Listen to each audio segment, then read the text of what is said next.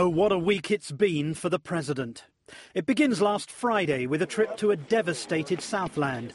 Handshakes, hugs, and a presidential promise to rebuild. And all the while, another, much bigger decision had been made. More of that to come. Saturday, a little laughter. The funny side of this erudite man. And he kills. I am releasing my official birth video. No one has seen this footage in 50 years.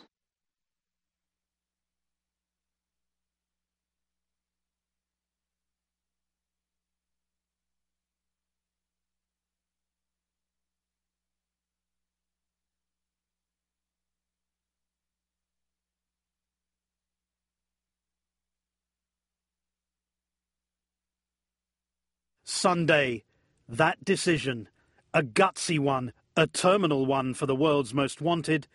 Tense hours in the Situation Room lead to a moment of triumph. At my direction, the United States launched a targeted operation against that compound in Abbottabad, Pakistan.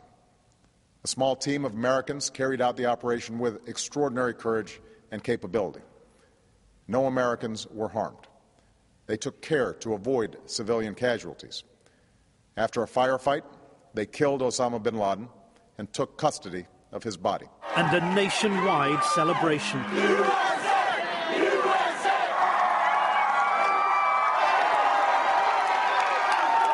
Monday, the laurels from Congress. I think we experienced the same sense of unity that prevailed on 9/11.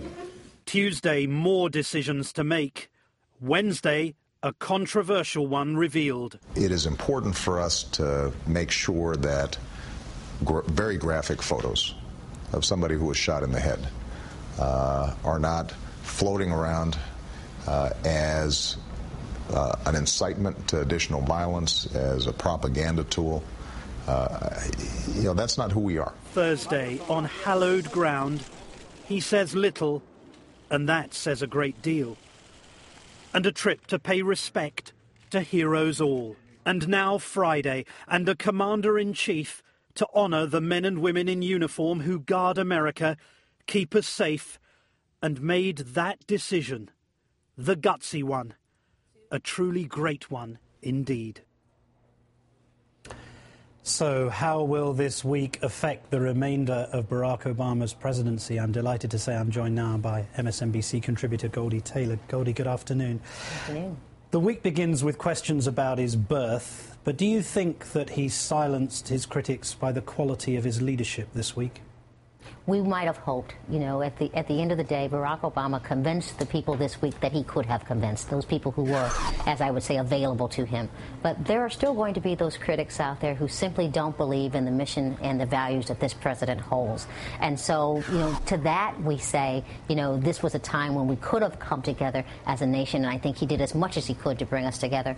But there are some people who will live until their dying day, not believing in the mission and values of this president. And not believing that he's truly American. And never believing that he's truly American. When it comes to the decisions that he's made this week in specific terms, though, I mean, they've been pretty impressive, haven't they? Absolutely. The people who know me best know that I am as quick to praise as I am to criticize this president. Same here. Absolutely, because if you look at him, on the face of the issues, on kitchen table issues, on national security issues, he's got a lot out there, in the public square for us to judge, or not judge. And at the end of the day, when you look at what he has done this week, from disasters in the middle section of this country to killing Osama bin Laden in the Middle East of the world, what he has done between then and there has been quite impressive, I think, by anyone's measure. The problem, I guess, is the E word, the economy. Today, unemployment back at 9%. The growth of the economy around 1.8% over the last quarter. I guess whatever he does overseas isn't really going to do much for him domestically unless the economy improves. The tricky thing about this morning's job reports is that we added 224,000 new jobs. I think it was 244,000 new jobs, but the rate of unemployment still climbed. We added over April and March 50,000 more jobs than we expected to add still the rate climbs. And so, to figure out exactly where the mechanism is in this economy to cure it is going to be up to this president, up to this Congress.